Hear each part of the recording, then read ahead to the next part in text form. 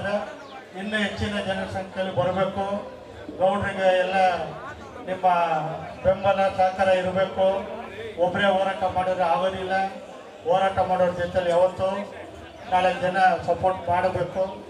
ಹಾಗಾಗಿ ನಿಂಗೇಗೌಡರು ಪಾಪ ತುಂಬ ಹೋರಾಟ ಮಾಡ್ತಾ ಬರ್ತಾ ಇದ್ದಾರೆ. ನಾನು ಕೂಡ ಅವ್ರ ಬಗ್ಗೆ ಕೇಳ್ತಾನೆ ಇದ್ದೀನಿ. ಇದ್ರ ಜೊತೆಗೆ ಅವರು ಮಕ್ಕಳಿಗೆಲ್ಲ ಪ್ರೋತ್ಸಾಹನ ಕೂಡ ಮಾಡ್ತಾ ಇದ್ದಾರೆ. ಕನ್ನಡ ಸೇವೆ ಮಾತ್ರ ಅಲ್ಲದೆ ಮತ್ತು ಕರ್ನಾಟಕ ರಕ್ಷಣಾ ವೇದಿಕೆ ಸ್ವಾಭಿಮಾನಿ ಸೇನೆ ಗಾಂಧಿನಗರ ವಿಧಾನಸಭಾ ಕ್ಷೇತ್ರ ಗಾಂಧಿನಗರ ಅಧ್ಯಕ್ಷರು ಮತ್ತು ಉಪಾಧ್ಯಕ್ಷರು ಅವರ ತಂಡದೊಂದಿಗೆ ಒಂದು ವಿಧಾನಸಭಾ ಕ್ಷೇತ್ರದಲ್ಲಿ 69ನೇ ಕನ್ನಡ ರಾಜ್ಯೋತ್ಸವ ಹಾಗೂ ಈ ವಿಧಾನಸಭಾ ಕ್ಷೇತ್ರದಲ್ಲಿ 3ನೇ ಅದ್ದೂರಿ ಕನ್ನಡ ರಾಜ್ಯೋತ್ಸವ ಸುಮಾರು 17-18 ವರ್ಷಗಳಿಂದ ನಾಡು ನುಡಿ ಜಲ ಭಾಷೆ ಗಡಿ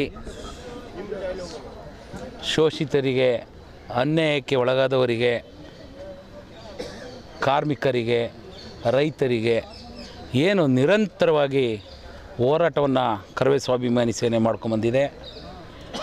ಈ ವಿಧಾನಸಭಾ ಕ್ಷೇತ್ರ ಗಾಂಧಿನಗರದಲ್ಲಿ ಇವತ್ತು ವಿಶೇಷವಾಗಿ ಏನು ಕನ್ನಡ ಶಾಲೆಯಲ್ಲಿ ಓದಿ ಅತಿ ಹೆಚ್ಚು ಅಂಕವನ್ನು ಪಡೆದಂಥ ಸುಮಾರು 25-30 ಮಕ್ಕಳಿಗೆ ಗುರುತಿಸಿ ಅವರಿಗೆ ಉತ್ತೇಜನ ಬರಲಿ ಅಂತೇಳಿ ಪ್ರೋತ್ಸಾಹ ಧನ ಮತ್ತು ಪ್ರಶಸ್ತಿಯನ್ನು ಒಳಗೊಂಡಂತೆ ಯೋಧರಿಗೆ ಪ್ರಶಸ್ತಿಯನ್ನು ಒಳಗೊಂಡಂತೆ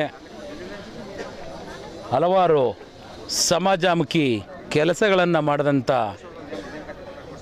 ಗಣ್ಯರಿಗೆ ಹಾಗೂ ಈ ಕಾರ್ಯಕ್ರಮಕ್ಕೆ ಜೊತೆಯಲ್ಲಿ ಸುಮಾರು ಅಕ್ಕಪಕ್ಕದ ವಿಧಾನಸಭಾ ಕ್ಷೇತ್ರಗಳಿಂದ ಸ್ಪಂದಿಸಿ ಅವರಿಗೆ ಈ ಕಾರ್ಯಕ್ರಮವನ್ನು ಯಶಸ್ವಿಯಾಗಲಿಕ್ಕೆ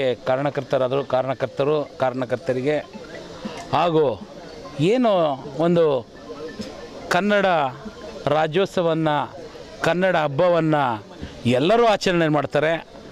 ನಮ್ಮ ಕರವೇ ಸ್ವಾಭಿಮಾನಿ ಸೇನೆ ನಮ್ಮ ಕೈಲಾದಂಥ ಅಳಿಲು ಸೇವೆಯನ್ನು ಮಾಡುವುದರ ಜೊತೆಗೆ ಹಬ್ಬ ಮಾಡೋದು, ಬಾವುಟ ಹಾರಿಸೋದು, ಸ್ವೀಟ್ ಕೊಡೋದು, ಊಟ ಹಾಕೋದು ವಿಶೇಷವಾಗಿರ್ತದೆ. ಆದರೆ ನಾವು ಬರೀ ಕನ್ನಡ ರಾಜ್ಯೋತ್ಸವ ಬರೀ ನವೆಂಬರಿಗೆ ಸೀಮಿತವಾಗದೆ ಇನ್ನೂ ಹಲವಾರು ಜಿಲ್ಲೆಗಳಲ್ಲಿ ಸಹ ಹಮ್ಮಿಕೊಂಡಿದ್ದೀವಿ.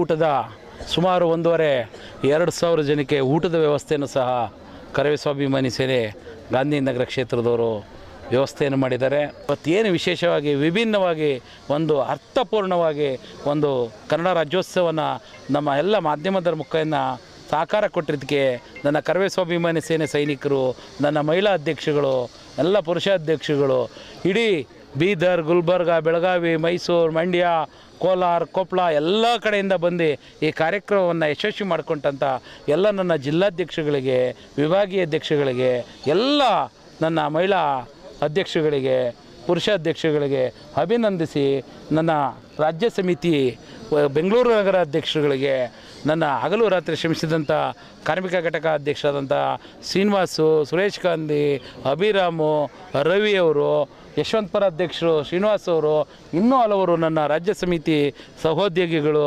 ಬೆಂಗಳೂರು ನಗರಾಧ್ಯಕ್ಷಗಳು, ಎಲ್ಲರೂ ಅಕ್ಕಪಕ್ಕದ ವಿಧಾನಸಭಾ ಕ್ಷೇತ್ರ ಅಧ್ಯಕ್ಷರುಗಳು ಸಹಕಾರ ಕೊಟ್ಟು ಈ ಕಾರ್ಯಕ್ರಮವನ್ನು ಒಂದು ವಿಧಾನಸಭಾ ಕ್ಷೇತ್ರದಲ್ಲಿ ಅದ್ಧೂರಿಯಾಗಿ ಮಾಡ್ಬೋದು ಅಂತ ತೋರಿಸ್ಕೊಟ್ಟಿದ್ದಾರೆ.